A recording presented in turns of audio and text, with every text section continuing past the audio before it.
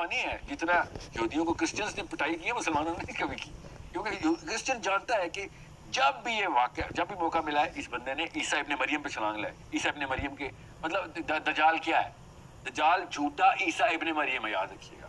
یہ میں ابھی آپ کو کیمرے میں بتا رہا ہوں, وہ عیسیٰ ابن مریم کے روپ میں آئے گا, ٹھیک ہے, اور سب کو دھوکہ دے رہا ہوگا. اتنے میں اصلی عیسیٰ ابن مریم نے آنا ہے اور نقلی جس کو دجال ہم کہتے ہیں وہ پگھلنا شروع ہو جائے گا.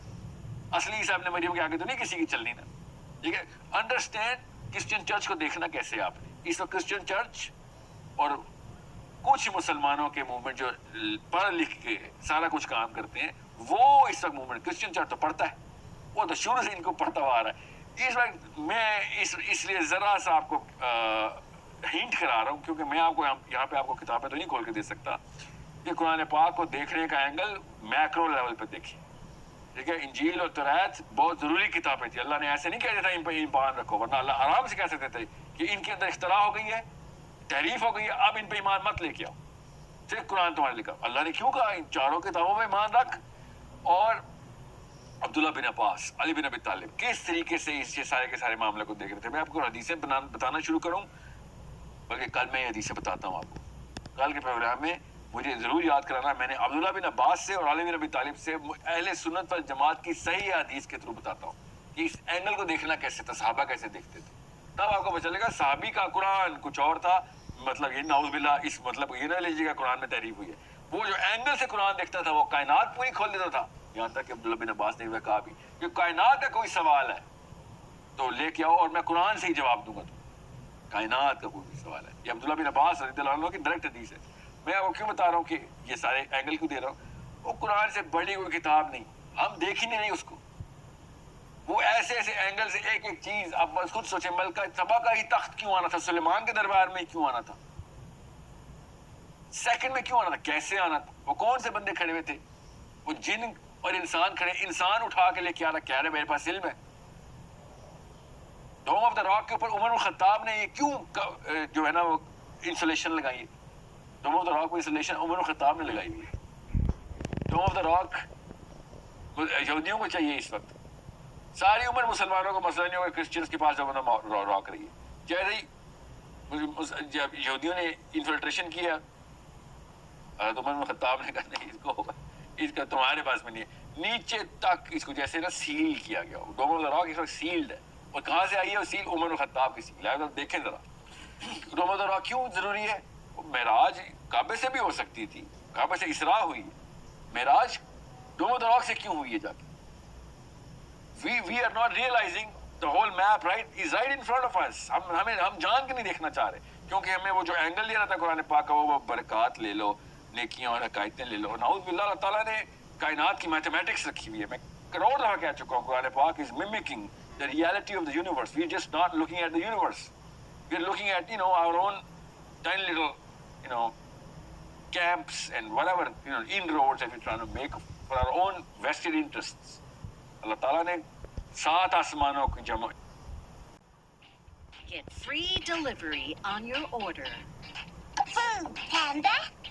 جیومیٹری بتا کے قرآن بتایا ہمیں کہ قرآن پاک کے تھرو یہ 7 آسمانوں کی کنجی کھلے گی. عیسیٰ ابن مریم کا ویٹ کرنا کوئی جوک نہیں ہے. مسلمانوں کو پتہ ہونا چاہیے عیسیٰ ابن مریم نے کیوں آنا ہے واپس, کیوں ایمان اللہ نے کہا تھا کہ عیسیٰ واپس آئے. ہاں کوئی اور نبی بھی تو ہو سکتا تھا واقعہ. آپ سوچیں یہ کچھ چھوٹی بات ہی. بنی اسرائیل عیسیٰ ابن مریم اور محمد صلی اللہ علیہ وسلم کی سیکوینسنگ, موسیٰ عیسیٰ اور محمد کی سیکوینسنگ میں عیسیٰ کی ٹریجیکٹری دینی کیوں ضروری تھی. حالانکہ نوح علیہ السلام سے دجال کی وارننگ چلی آ رہی ہے. آپ کو پتا ہے وارننگ دجال کی نوح علیہ السلام سے چلی رہی ہے. ریڈ ہائفر کے کیس کے اوپر ہی ہوں میں, یہ مت سوچے گا میں ہی ریلیونٹ ہو رہا ہوں. یہ ریڈ ہائفر اصل میں دجال کو بلانے کی ٹیکنیک ہے ایک فرقے کی. تو یہ ابھی آپ کے عاصم سے بھی بات ہو رہی تو انہوں نے کہا ریڈ ہائفر میں نے کہا ابھی 5 بجے سے 6 بجے تک ریڈ ہائفر نہیں ہونے والا, جو مرضی کر لیں.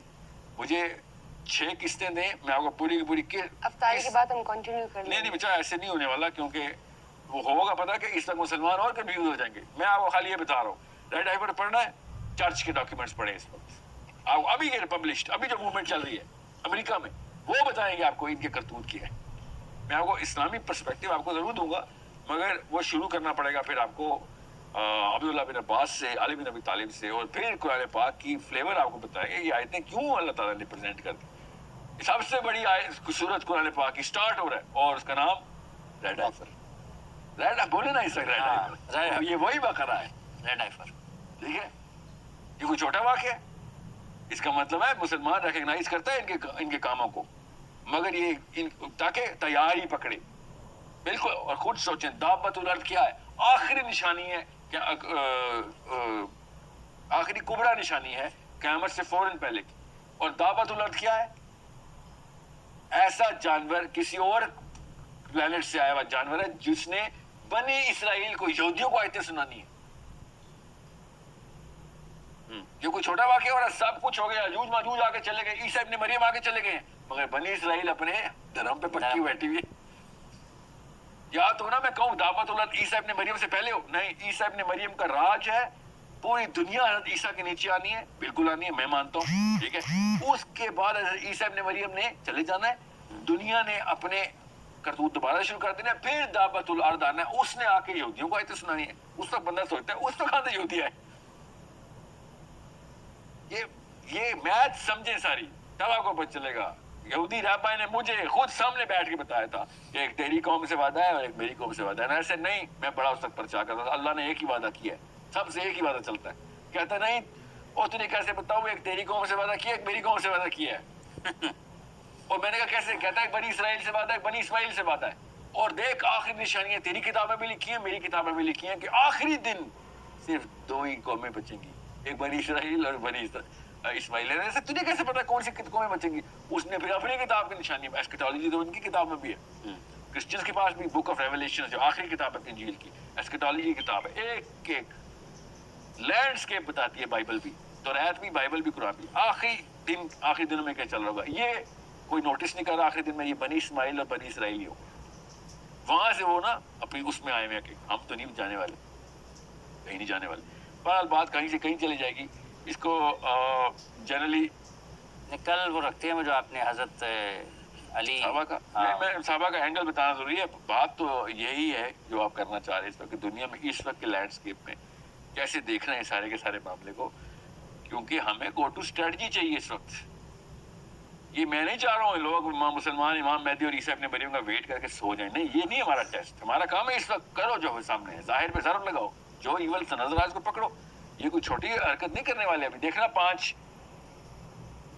جو ریڈ ہائپر بچڑے ہیں وہ ابھی ڈوم آف دا راک کی طرف دیکھنے میں ذبح ہوتے ہیں. دیکھنا ابھی وہ 5 ہی کیوں ہیں اور ڈوم آف دا راک کی طرف کیسے دکھائیں گے. ابھی دیکھنا کیسے لائن میں کھڑا کریں گے اور کس جگہ کھڑا کریں گے. وہ میتھس آپ کو توریت سے دیکھیں کہاں لکھی ہوئی ہے, تلمود میں دیکھیں اس کا افادیت کیا ہے, اور ان کی اسرائیلیات میں دیکھیں پہلے 2 دفعہ ہو چکا ہے. 2 دفعہ یہ واقعہ ہوا تھا, تو آگے اوپر آسمانوں میں کیا ہوا تھا پڑھے نا, آپ کو سمجھ آ جائے گی. یار یہ کتنی اچھی جگہ ہے. یہ لوگ کیا کرتے ہیں آئی ٹی پاکستان میں؟ یہ لوگ انسانوں کو پڑھاتے ہیں.